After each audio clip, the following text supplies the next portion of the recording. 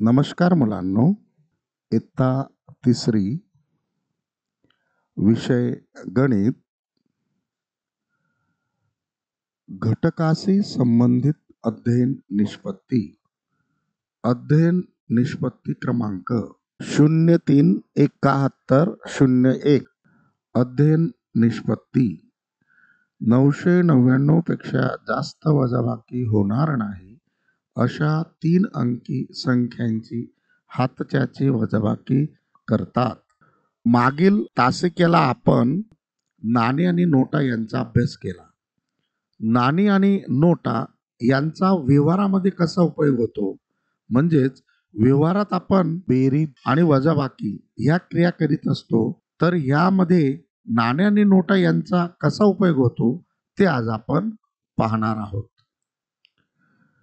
घटक वजाबाकी, उपघटक हातच्याची वजाबाकी. मुलांनो, मागील सत्रात आपण बिन हातच्याची वजाबाकी साहित्याची मांडणी करून सोडवली. आज आपण हातच्याची वजाबाकी साहित्याचा वापर करून करणार आहोत. यासाठी आपण नाणी आणि नोटा यांचा वापर करणार आहोत. तर चला मग एक उदाहरण घेऊया. 321 वजा 154. 321 या संख्येमधून 154 आपल्याला कमी करायचे आहेत, वजा करायचे आहेत, काढून टाकायचे आहेत. यासाठी आपण एक चौकटीचा उपयोग करूया. या ठिकाणी मी एकक, दशक आणि शतक या स्वरूपामध्ये एक चौकट आखून घेतलेली आहे. आता या चौकटीत वरती ज्या 2 संख्या दिलेल्या आहेत त्यापैकी 321 ही मोठी संख्या आहे. तिची मांडणी आपण एकक, दशक, शतकच्या घरामध्ये करून घेऊया. एककाच्या स्थानी 1 आहे म्हणून एककाच्या स्थानात आपण 1 लिहूया. दशकाच्या स्थानात 2 आहे म्हणून 2 लिहूया. शतकाच्या स्थानात 3 आहे म्हणून 3 लिहूया. दुसरी संख्या ही एककाच्या घरामध्ये 4, दशकाच्या घरामध्ये 5 आणि शतकाच्या घरामध्ये 1. मुलांनो, 321 वजा 154 हे उदाहरण आपल्याला सोडवायचं आहे. तर यासाठी आपण काही पैशांचा उपयोग करूया. आता एककाच्या घरामध्ये 1 आहे म्हणून मी या ठिकाणी 1 रुपया घेतो. दशकाच्या घरामध्ये 2 दशक आहेत म्हणून मी या ठिकाणी 2 10च्या नोटा घेतो.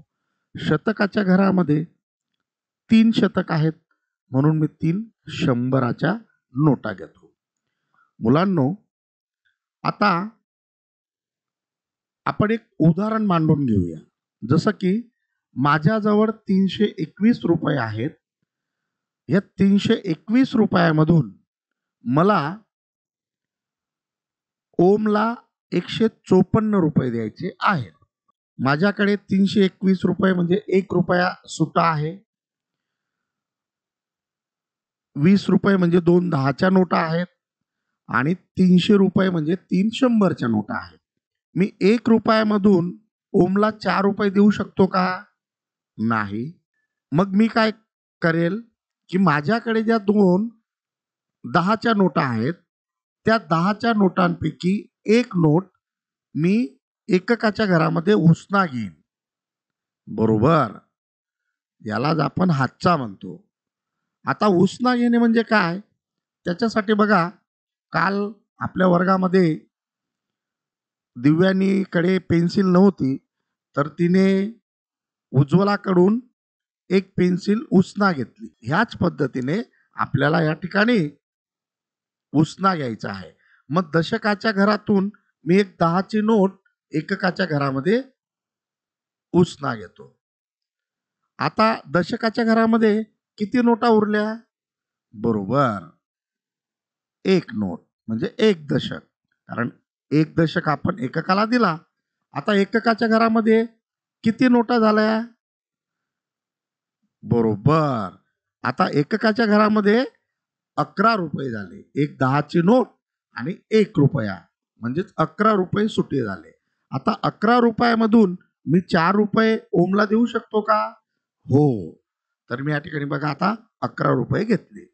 आता 11 रुपयामधून मी ओमला 4 रुपये देतो. 1, 2, 3, 4.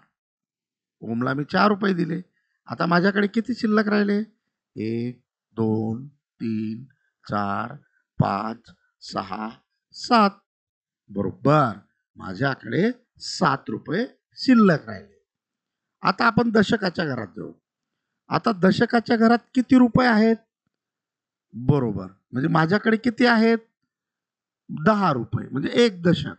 मग 1 दशक मधून 5 दशक मी ओमला देऊ शकतो का? म्हणजे 10 रुपयामधून 50 रुपये मी ओमला देऊ शकतो का? नाही. जसं आपण दशकाच्या घरातून एककाच्या घरात उसना घेतला, त्याच पद्धतीने आपल्याला शतकाच्या घरात जावं लागेल. आता शतकाच्या घरामध्ये 3 शंभराच्या नोटा आहेत. तर त्यापैकी 1 शंभराची नोट दशकाच्या घरामध्ये उसना घ्यावा लागेल. म्हणून या ठिकाणी मी शतकाच्या घरातून दशकाच्या घरात 1 नोट उसना घेतला. आता मग शतकाच्या घरामध्ये किती शतक उरले? बरोबर. शतकाच्या घरामध्ये 2 शतक उरले. आणि दशकाच्या घरामध्ये किती दशक झाले आता? बरोबर 11 दशक.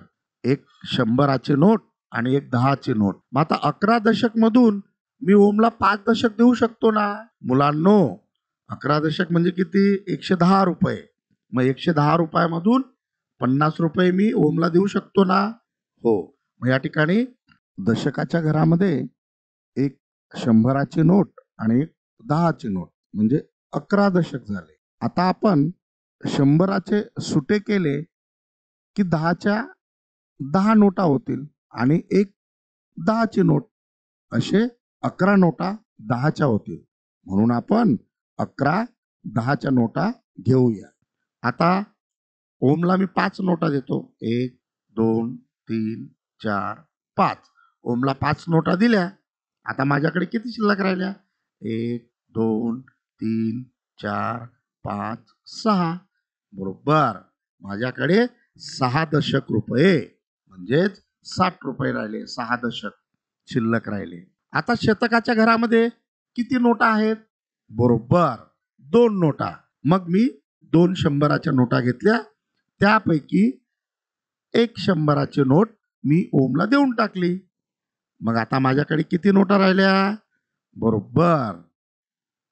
माझ्याकडे 1 शंभराची नोट राहिली म्हणजे 1 शतक. 321 वजा 154 बरोबर 167. मुलांनो, या पद्धतीने आपण हातचाचे वजाबाकी शिकलो. आता मी तुम्हाला काही वजाबाकीची उदाहरणे देतो. प्रत्येकाने ती वहीवर लिहून घ्या आणि घरी जाऊन तुम्ही स्वतः ती उदाहरणे सोडवा. धन्यवाद.